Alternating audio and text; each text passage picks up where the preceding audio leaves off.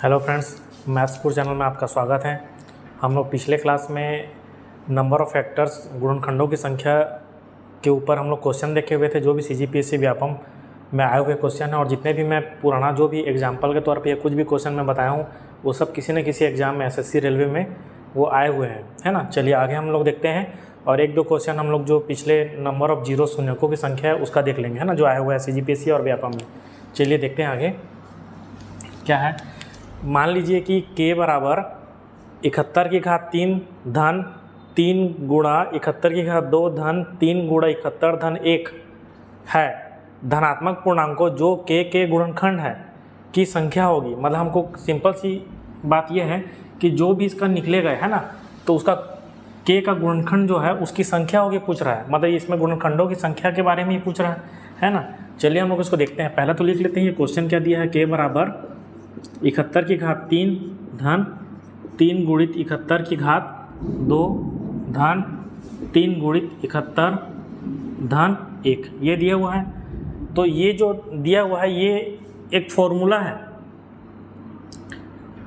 a धन b पूरे की घात 3 का फॉर्मूला क्या होता है। a की घात 3 धन 3a स्क्वायर b धन 3ab धन, है ना, 3ab स्क्वायर धन b की घात 3, ये इसका फॉर्मूला होता है ना। तो ये उसी फॉर्मूले के रूप में ये दिख रहा है, हमको उसको ऐसा बना लेते हैं। तो जब हम लोग ऐसे बनाएंगे इसको तो क्या हो जाएगा, देखो 71 की घात 3 ये तो ठीक है, a की घात की 3 के बराबर, है ना।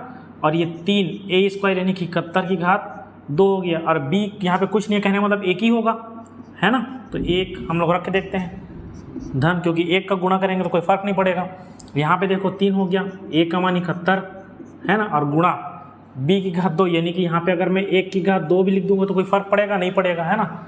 और ये धन 1 की घात में 3, देखो पूरा सेम टू सेम बन गया ना। इसको हल भी करेंगे तो यही आएगा, क्योंकि एक का जो गुणा किया हूँ या वर्ग किया हूँ या क्यूब किया हूँ उसका मान तो एक ही होगा ना।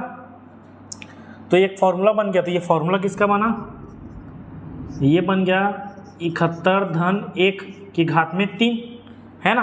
क्यों, क्योंकि यहाँ पे a बराबर क्या है मेरा 71, तुलना कर रहा हूँ तो a बराबर 71 और b बराबर मेरा क्या है 1 है ना।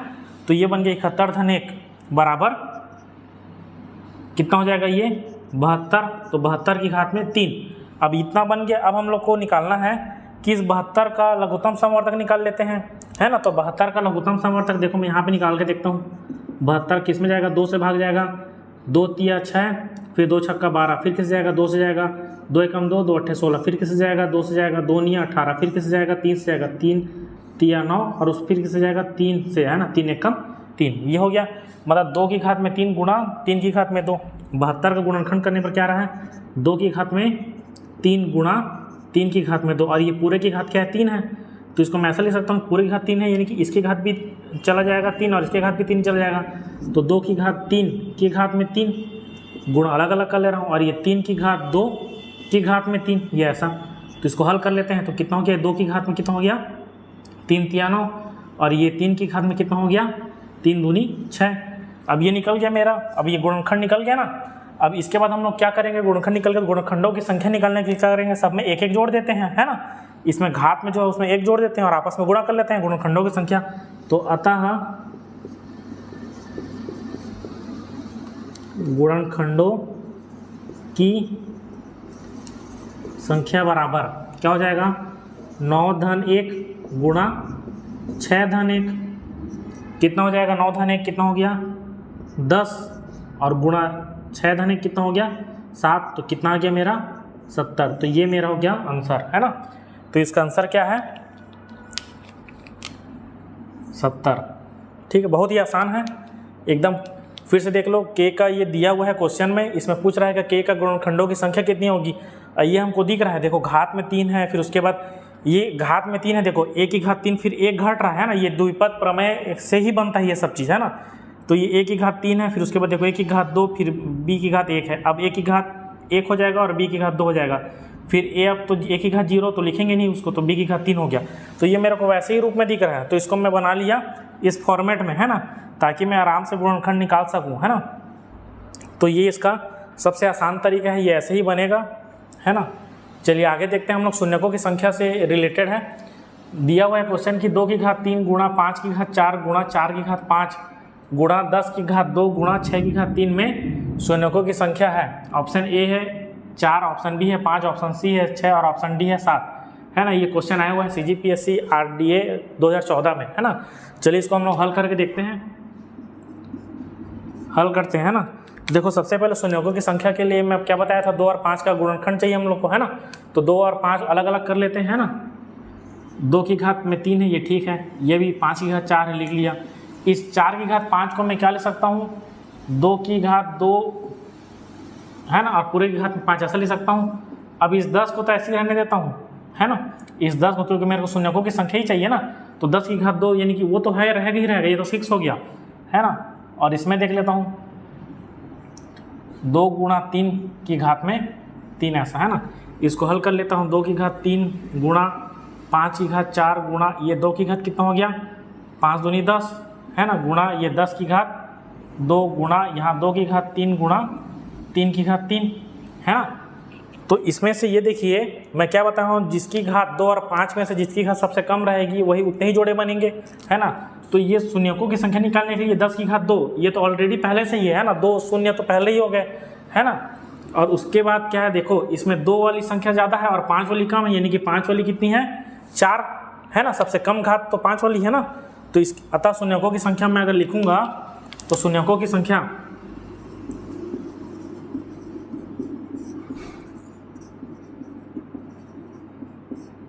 कितना हो जाएगा, ये वाला जो है ना 5 की घात 4 में कितना हो गया 4, और धन ये 10 की घात 2 में कितना हो गया 2, यानी कितना हो गया टोटल 6। तो ये मेरा आंसर है ना। ये समझ में आया होगा। देखो क्या मैं बोला था, 2 और 5 में जो सबसे कम घात वाला रहेगा उसको लेना है, क्योंकि उतने ही जोड़े बनाए जा सकते हैं। तो 2 और 5 में से देखो क्या है, 5 की घात में 4 है, बाकी सब में देखो ये 3 है, ये 10 यानी 13 हो गया, 13 और 3 कितना हो गया 16 हो गया, यानी कि 2 की घात 16 हो जा रहा है और 5 की घात 4, तो हमको तो 4 ही जोड़ी बना पाएंगे ना। तो 4 जोड़ी सबसे कम घात वाला वो तो ले लिया मैं 4, और उसके बाद ये 10 की घात 2, यानी कि इसमें 2 और 5 के ऑलरेडी पहले से जोड़े हैं ना, इसीलिए मैं डायरेक्ट लिख दिया 2, है ना। तो ये कितना हो गया 6। नहीं भी समझ में आ रहा है तो आप लोग इसको और थोड़ा सा कर सकते हैं ना। तो देखो अगर मैं 2 की घात में इसको अगर लिख लूँ तो इसको क्या लिख सकता हूँ, देखो 2 की घात 3, अभी फिर ऐसे ही लिख लेता हूँ, 5 की घात 4 गुणा 2 की घात 10 गुणा, अब इस 10 को मैं क्या लिख सकता हूँ, 2 गुणित 5 लिखता हूँ, मतलब 2 गुणा 5 की घात में 2 ऐसा लिख सकता हूँ, गुणा 2 की घात 3 गुणा 3 की घात 3, है ना। इसको हल करूँगा तो कितना हो जाएगा, 2 की घात 3 गुणा 5 की घात 4 गुणा 10 2 की घात 10 गुणा, अभी अलग अलग हो जाएगा, 2 की घात 2 गुणा 5 की घात 2 गुणा 2 की घात 3 गुणा 3 की घात 3। अब मेरे को शून्यकों की संख्या चाहिए, है ना, शून्यकों की संख्या चाहिए, शून्यकों की संख्या चाहिए। तो देखो शून्यकों की संख्या के लिए 2 और 5 का गुणनखंड चाहिए अपने को, तो 3 वाले को तो काट ही देते हैं 2 और 5 को, तो 2 और देखो, तो 2 की घात में कितने कितने हैं, देखो ये उसको जोड़ लेते हैं, 3 हो गया 10, 13 हो गया, 13 और 2 कितना हो गया 15, 15 और 3 कितना हो गया 15 और 3 18, तो ये 2 की घात 18 हो गया, गुणा 5 का घात देखो 5 की घात 4 हो गया, और ये 5 की घात 2 यानी कितना हो गया 5 की घात में 6। तो देखो यहाँ पे यही स्पष्ट हो रहा है कि 5 की घात 6 यानी कि सबसे कम घात है ना, 5 की घात सबसे कम घात है ना, ये वाला। इसीलिए मैं डायरेक्ट यहाँ पे शून्यकों की संख्या कितनी हो गया 6। ये ऐसा कर सकते हो। मैं क्या किया कि 10 तो ऑलरेडी है ना वहाँ पे दिख ही रहा है, तो वो तो मैं डायरेक्ट उठा के 2 ले लिया, है ना। दोनों तरीके से समझ सकते हो। अभी देखो 3 की उच्चतम घात जो फैक्टोरियल 100 में निहित है ना। ऑप्शन ए दिया है 33, ऑप्शन बी दिया है 48, ऑप्शन सी दिया है 44, ऑप्शन डी दिया है 37, है ना। ये क्वेश्चन आया हुआ है PDO 2017 में, है ना। तो चलिए अब इसको मैं पहले से ही बताया हुआ हूँ कि शून्यकों की संख्या निकालने में हम लोग क्या है कि किसी की भी घात चाहिए हमको, जैसे 3 की उच्चतम घात पूछ रहा है तो हम लोग जो एक सीरीज़ होना चाहिए, है ना, जैसे फैक्टोरियल 100 वो 100 से लेकर पूरे 1 तक जा रहा है, मतलब एक सीरीज़ है ना, कहीं भी बीच में छूटा नहीं है, तो उसको हम लोग डायरेक्ट ही डिवाइड कर सकते हैं। मैं पिछले शून्यकों की संख्या पढ़ाया हुआ हूँ, उस वीडियो को आप लोग जरूर देखिएगा, उसमें पूरा ये सब चीज़ डिटेल में बताया हूँ, है ना। ये सब क्वेश्चन आया हुआ है आपके CGPSC व्यापम में, इसलिए मैं इसको हल करा रहा हूँ यहाँ पे, है ना। तो देखो क्या करना है, 100 फैक्टोरियल है तो क्या हो गया, इसको 3 से भाग दे दिए डायरेक्ट, तो कितना गया 3 तिया 9, 3 तिया 9। अब ये 33 आ गया, इसको तब तक भाग देना है जब जब तक कि भागफल क्या हो जाए, शून्य ना आ जाए, है ना, मतलब शेषफल क्या हो जाए, 0 ना आ जाए, ठीक है। तो देखो 33 को फिर 3 से भाग दूंगा, कितना आया, 3 एकम 3, 3 एकम 3, फिर 11 बचा, तो 11 को फिर 3 से भाग दूंगा तो कितना गया, 3 3 9, है ना। फिर इसको 3 से भाग दूंगा, है ना, तो 3 एकम 3, है ना। तो ये भाग अब तो भाग नहीं जाएगा। अब देखो अभी क्या करना है, सबको मैं क्या करूँगा, जोड़ दूंगा। तो जोड़ूंगा तो देखो 33 और 11 कितना हो गया, 44, 44 और 3 कितना हो गया, 47, 47 और 1 48, ठीक है। तो ये मेरा 3 की उच्चतम घात कितनी होगी, 48 होगी, है ना। तो ये मेरा आंसर है ना। अब ये देखो यहाँ पे फैक्टोरियल 100 दिया है, वैसे ही अगर मान लो कोई सीरीज दिया, बीच में कुछ पद को अगर तोड़ दे रहा है या अलग कर दे रहा है तो वो उसमें ये चीज़ काम नहीं आएगा, है ना। सीरीज़ एक परफेक्ट सीरीज़ होना चाहिए, ठीक है। तो अगर आपको वीडियो पसंद आ रही, यहीं तक है। नंबर ऑफ फैक्टर्स जो टॉपिक था, मतलब गुणनखंडों की संख्या, वो यहाँ पे कंप्लीट हो गया है ना। और अगला हम लोग एक नया टॉपिक स्टार्ट करेंगे। अगर आप लोगों को वीडियो पसंद आ रहा हो तो प्लीज़ वीडियो को लाइक करिएगा, है ना, चैनल को सब्सक्राइब करिए और दोस्तों लोगों को भी शेयर करिए अधिक से अधिक, है ना। और कुछ भी अगर आप लोगों को डाउट होता है तो बिल्कुल मेरे को कमेंट बॉक्स में कमेंट कर सकते हो, है ना। जो भी चीज़ पढ़ा रहा हूँ मैं पूरा कंप्लीट पढ़ाऊँगा, और रीजनिंग भी स्टार्ट करूँगा और धीरे धीरे पूरा कंप्लीट रहेगा, है ना। और ऐसा कुछ मतलब फ्री ऑफ कॉस्ट है, पूरा कंप्लीट, है ना। जितने भी CGPSC व्यापम में आए हुए हैं पूरे के पूरे मतलब मैं क्वेश्चन कराऊँगा जितना हो सके मेरे से, है ना। चलिए आज के लिए इतना ही, धन्यवाद।